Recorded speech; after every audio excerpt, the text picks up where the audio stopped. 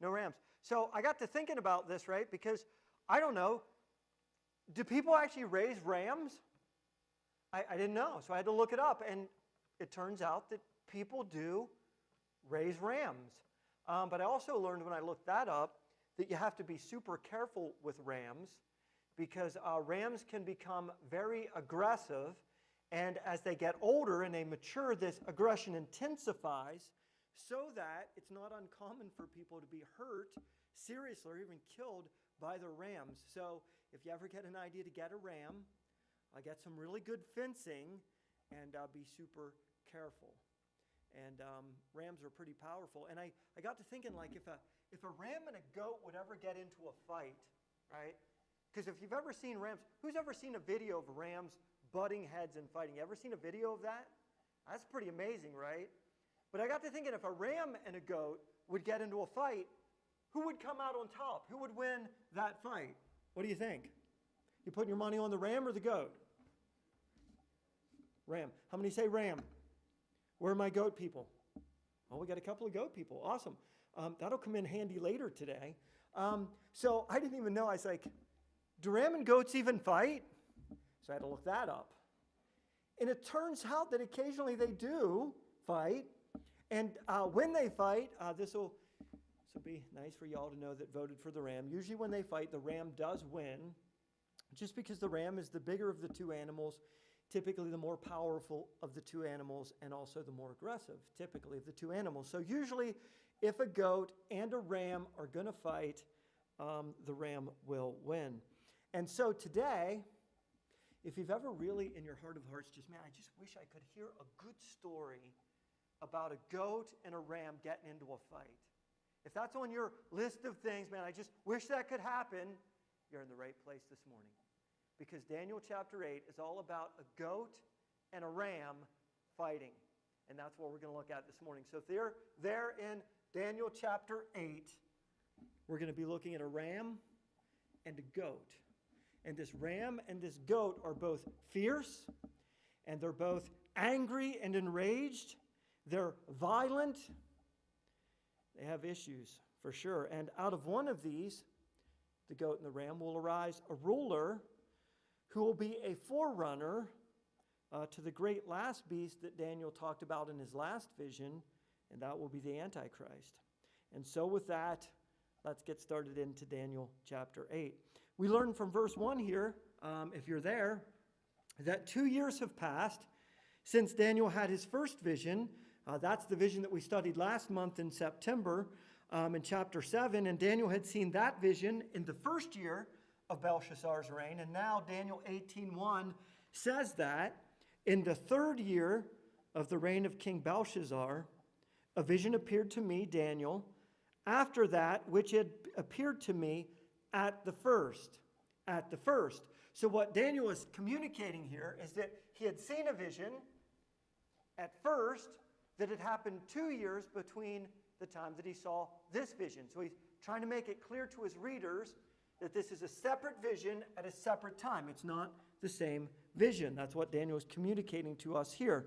And this time, in this vision, God is actually going to take Daniel to a canal in the city of Susa in the province of Elam. Now, Susa and Elam was not an important place during the time of Daniel. And just for reference, here is Susa, right here. And Elam would be the province that kind of roughly went around about like this. Babylon here, that's where Daniel actually is. God actually takes him to Susa. And then Israel all the way over here. So Daniel finds himself in Susa, which again wasn't that important during his time, but it will become important later. Because Susa, Elam, is the place where Cyrus eventually sets up the Persian Empire, the capital city. This is an important place for us because we've studied this place. In fact, if you remember a few years ago, we looked at the life of Esther and Mordecai. Remember that? And their lives took place in the city of Susa. And then about a year or two after that, we studied the life of Nehemiah, who was the cupbearer to King Artaxerxes. That was in Susa, in the province of Elam.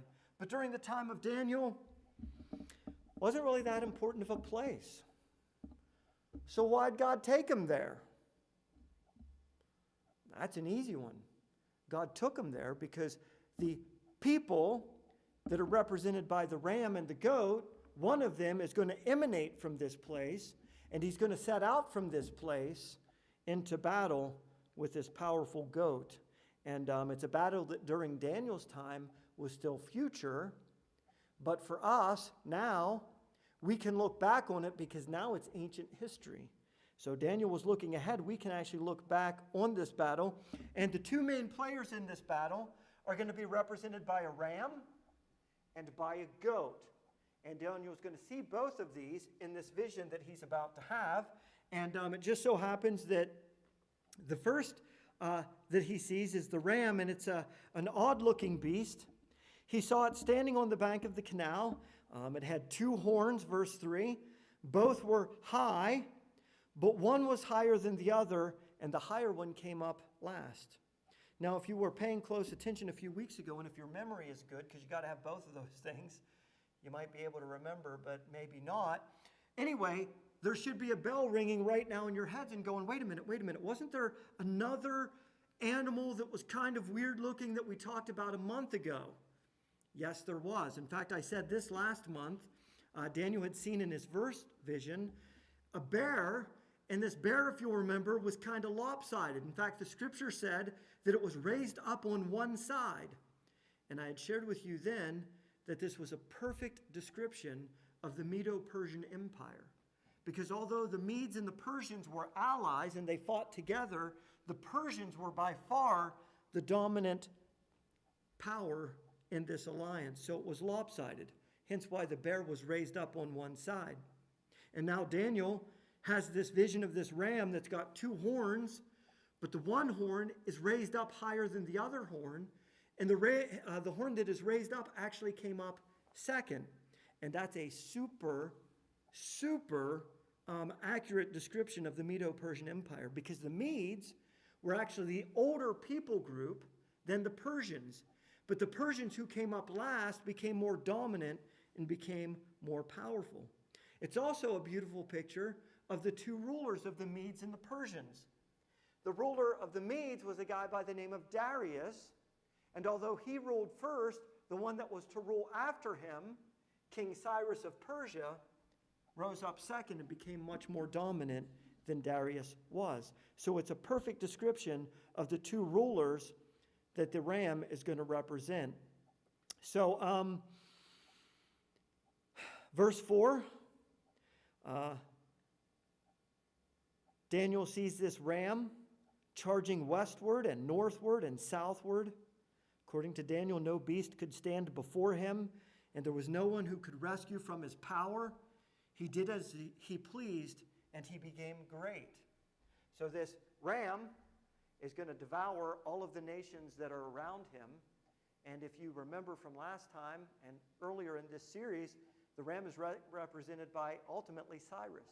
And it's interesting because if you go and study, you can do this later today in the book of Isaiah, chapters 41 and chapters 45, you'll read all about this ram, this leader. His name was Cyrus. In fact, so perfect is God's prophecies that God actually named this king hundreds of years before he even came on the scene. And this is this ram in verse 4 that's charging. And we've studied Cyrus many times in this place. We've talked about him earlier in this series. And Cyrus, just so you know, up until that time was one of the greatest military minds that the world had ever known. But this goat that was going to come after this ram, this world leader, would make the exploits of Cyrus kind of look like what it might have happened if the Japanese fleet would have had to go up against the USS Nimitz at Pearl Harbor. By the way, anybody ever see that movie? If you have not seen that movie, ask me later. I'll tell you what the name of the movie. There's actually a movie that addresses what would have happened if the USS Nimitz would have went back in time to Pearl Harbor. So see me later if you're interested in that. But for now there's a goat, which is what Daniel sees next. Verse 5. As I was considering, Daniel says, as he was thinking about what he was seeing, as he was considering this ram that's running to and fro and devouring all of these peoples and nations and lands, he's kind of trying to make sense of it. He's probably thinking back to the last vision that he'd seen and just trying to figure out, piece it together when, verse 5, behold, a male goat came from the west across the face of the whole earth without touching the ground. And the goat had a conspicuous horn between his eyes. So before Daniel can even figure out what's this ram thing all about, now there's another angry, enraged animal, aggressive animal, that's on its way, and it's a goat. And this goat has one really big, impressive, listen, conspicuous horn between his eyes. Conspicuous. Conspicuous. What does that word conspicuous mean? Well, here's what it means. It means open to view, obvious to the eye, easy to be seen. It can also mean obvious to the mental eye, clearly or extensively known, perceived or understood. It means eminent, famous, distinguished, as a man of conspicuous talents. And we're going to see later that this horn that's between the eyes of this goat is actually a ruler. And that definition is going to describe him to the letter. And Daniel lets us know that this goat is coming from the west. The goat's charging at the ram without even touching the earth. This goat's coming so fast that it's literally flying at the ram. Verse 6 says that the goat ran at him in his powerful wrath. I saw him come close to the ram, and he was enraged against him, and struck the ram and broke his two horns, and the ram had no power to stand before him. But he cast him to the ground and trampled on him, and there was no one who could rescue the ram from his power. Then the goat became exceedingly great. But when he was strong, the great horn was broken, and instead of it there came up 4 conspicuous horns toward the 4 winds of heaven. Now, if you were paying, again, close attention a month ago, those numbers should sound really familiar to you, and we're going to see why in a minute. But first, Daniel notes in verse 9 that out of one of these 4 horns, a little horn is going to come up. And that should sound familiar from last month as well. And this little horn, according to Daniel, it grew exceedingly toward the glorious land. Listen, that's Israel, the glorious land. So this little horn is going to come against the glorious land. It's going to grow great to the point where in verse 10 it says it grew to the host of heaven, casting down stars and trampling on them, rising even to challenge the prince. In verse 11, this horn will put an end to the regular burnt offering in the temple. This little horn will be deceptive. He'll be ruthless, and he's going to have success over Israel for a time. Now, as all of this is happening, as these crazy things are happening, and Daniel's seeing all these things happening, and these 4 horns coming up out of this one horn, as all this is happening, Daniel recognizes that there's a conversation that's happening near where he is.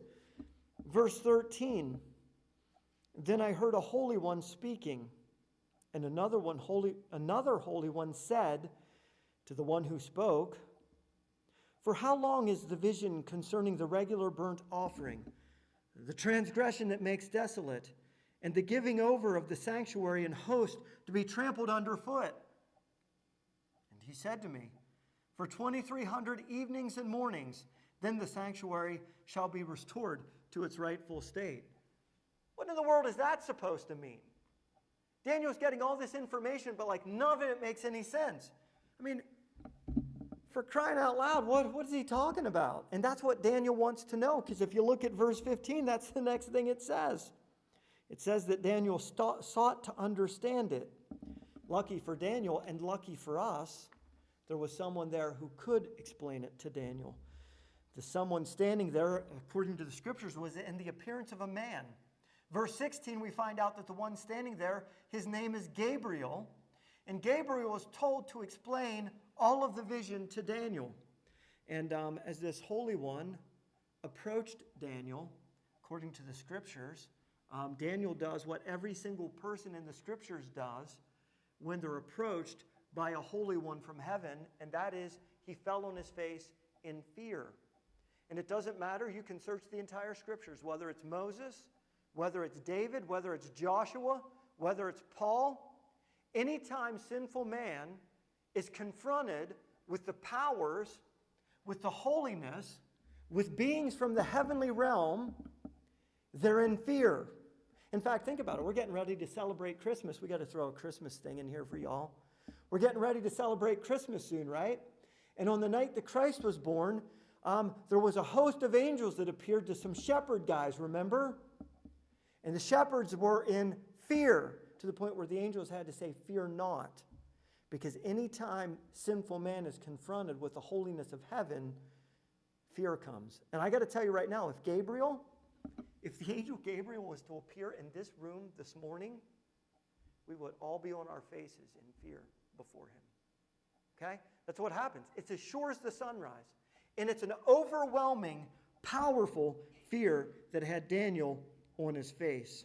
So, verse 17, Gabriel tries to reassure him a little bit, and his words don't really seem to help, because the very next thing that we read about Daniel in verse 18, it says that when he had spoken to me, I fell into a deep sleep with my face to the ground. Daniel was out cold, man. This isn't a great start. Gabriel shows up to tell him all about this crazy vision that he's seen. And Daniel's out cold, face in the dirt, can't hear, can't see. It gets better, trust me. So the Scriptures report that Gabriel, think about this, right? He's out cold on the ground, face in the dirt. The Scriptures declare that Gabriel touches him and makes him stand on his feet. Just say miracle. I mean, think about this. If I would, and hopefully this doesn't happen, but if this does happen, if I would pass out this morning and be out cold on this stage, how many of you think that you could come up here and just touch me and I'll be back on my feet? You couldn't. Listen, this is something only angels and God can do. It's a miracle. Daniel's out cold, angel touches him, bam, he's on his feet. I think that's pretty awesome. Easy work for an angel, right? So now that Gabriel's got his attention, he begins to explain the vision. And he starts in verse 19 by letting Daniel know that it would be at the latter end, for it refers to the appointed time of the end. So I just want to be clear here. Is this talking about like 200 years ago? Or maybe during the Dark Ages? Or maybe even right after the time of Christ? Is that when this is talking about? I mean, think about it. When's the end? That's a fairly easy question to answer, right? I mean, maybe this will help, right? How many of you, I should have asked this question first earlier this morning, because apparently people don't watch movies anymore. How many of you have watched movies? Really? There's people in here that have not ever watched a movie in your life. I find that hard to believe.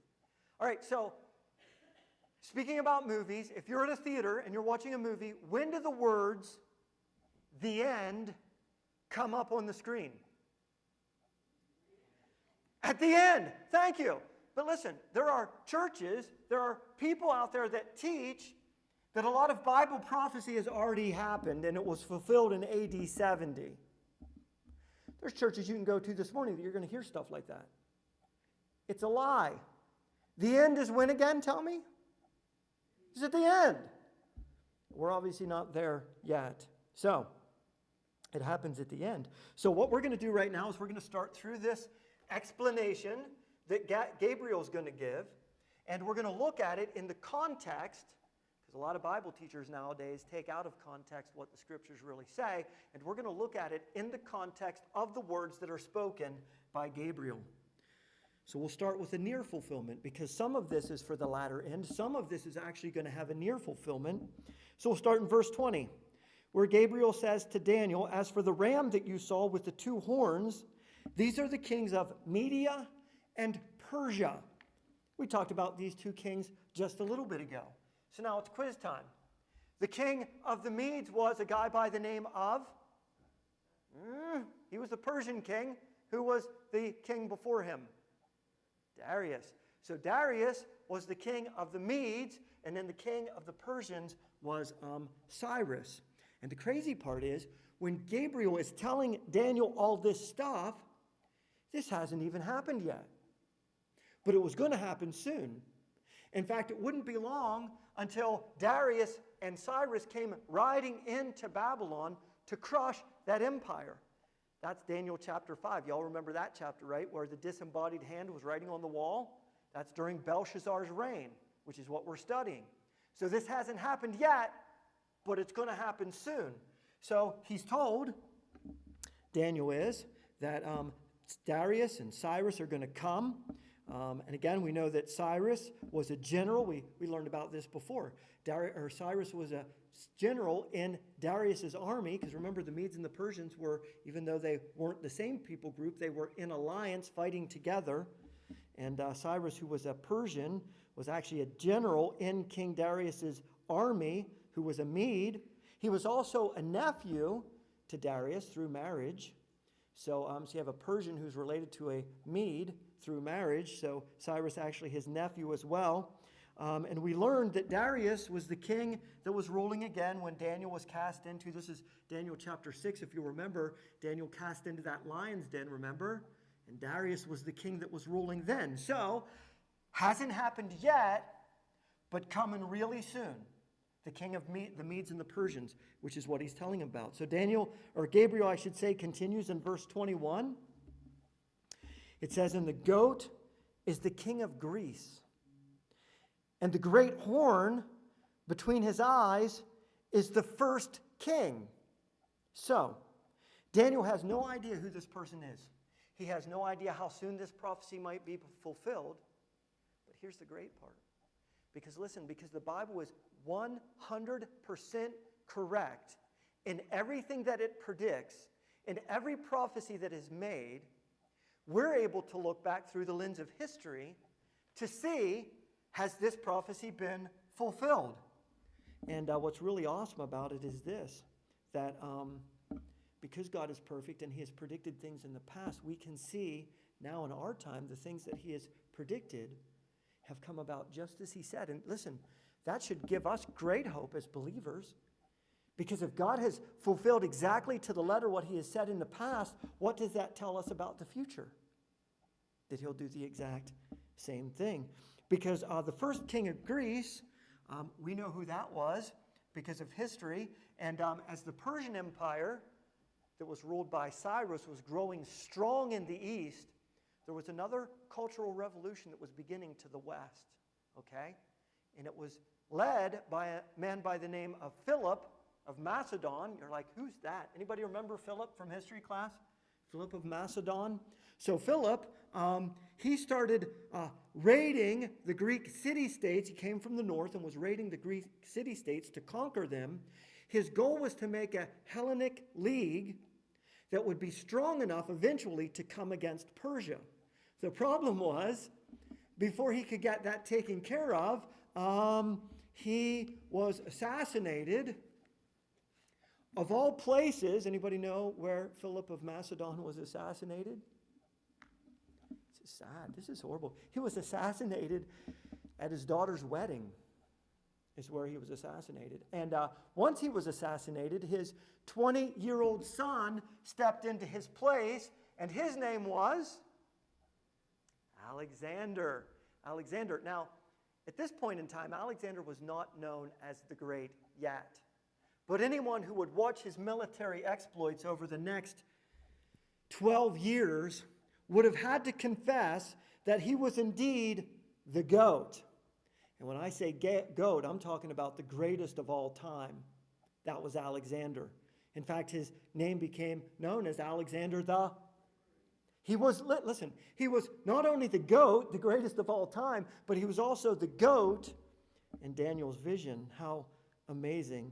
And he's the first king of the empire of Greece. And if you'll remember from earlier, this part is really crazy. If you'll remember from earlier, when we were talking about this great horn, this incredibly conspicuous large horn that emanated from between the eyes of the goat. Remember that? And I said that the word conspicuous means this. It means to be open to view, obvious to the eye, easy to be seen. It can mean clearly or extensively known, perceived, or understood. Eminent, famous, distinguished, a man of conspicuous talents. Now let me just ask you, does Alexander fit that definition to the letter? What do you think? Absolutely he did. Man, there are very few people in today's world that you would go up and start talking about Alexander the Great that wouldn't know a little something about him. Because he was eminent, he was powerful, he was famous, and people know about him to this day. What an incredible, an amazing prophecy that God gave to Daniel. So just as Daniel witnessed in his vision, the goat, Alexander the Great, and his army raced across Asia Minor. The goat found the ram at the modern-day city of Isis. It's the city that Paul referred to as Cilicia. It's near the Syrian border. Right here is where it would be at. These arrows kind of demonstrate where Alexander was coming from and where he would eventually go after he defeats the Persians here. You see the numbers 333 there. That's the year that it happened. We're actually coming up on the date when it happened. The date of the battle was actually November the 5th, 333 BC. And it was a rout. And the ram was crushed by this goat. He was broken in pieces and trampled upon. King Darius III was actually the ruler of Persia at the time. And listen, King Darius III never had a chance against Alexander and his army. And that is just as Daniel saw it. Alexander's empire, you could see the arrows going further. His empire actually extended the whole way into India until something very unexpected happened. And Daniel sees this in the vision as well. Because if you look at Daniel 8:22, it references what happens. As for the horn that was broken, this is Gabriel explaining the part of the vision, verse 8, where Daniel had seen a great horn of the goat become exceedingly great and then get broken off. And then Daniel saw 4 horns come up towards the 4 winds of heaven. That's what Gabriel's talking about here. And as for the horn that was broken, in place of which 4 others arose, 4 kingdoms shall rise from the nation, but not with his power. We studied that last time. Alexander's 4 main generals each took a part of the empire. It was broken up into 4 smaller, less powerful empires. God predicted it. Daniel saw it to the letter. And what's interesting is the horn was broken off, the horn obviously representing Alexander. Alexander died at the age of, does anybody remember? He was just 32 years old. And he'd already conquered most of the known world by the age of 32. He died, does anyone remember where he died? He died under mysterious circumstances too, by the way, in the palace of King Nebuchadnezzar in the city of Babylon, of all places, is where he perished. And again, once he perished, the Greek Empire was divided up by his 4 generals. Now, before we go any further, and because I love all of you, I want you to understand the significance of what we're talking about when it comes to the Greek Empire, okay? Because the ramifications, the repercussions of this empire of Greece affect us even today, and especially in this place. But because we're out of time, the clock here is saying that it's already 11:23. You're going to have to wait and come back in 2 weeks, because Steve's back up here next week. But in 2 weeks, I want to share with you how something all the way back during the time of Daniel that he's seeing in a vision, listen, it still affects your life and my life today. So if you want to hear about that, make sure you're back here in 2 weeks. Let's pray. Father, I thank you for this time here this morning, how quickly it goes, how much It's a privilege to come to this place and share about your truth and your perfection. It's hard for me to grasp, and maybe some of you that are sitting here today, Father, it's hard for us to grasp how things that you could predict centuries ago came true, and things that you predicted centuries ago, Father, are going to come true in the future. It's a testament to who you are. You are the great God who knows future, past, all in the same time. You exist out of time. In fact, you created time. Time, space, and matter all came into being at the same time at your word, and you exist outside of all of them. And how awesome it is to know that the things that you have said in your word will come true even as you have said they will. Father, we thank you for your word. We thank you for this time to be able to come here and study it, to worship you, to heap praise upon your name. I pray that you would give us courage as we go out into the world this week. We live in a world that more and more is turning against your people Israel and is turning against Christians. Help us to be bold. Help us to be courageous. Help us to speak truth to those who we come into contact with. And I pray these things, Father, in the name of your Son, Jesus. Amen.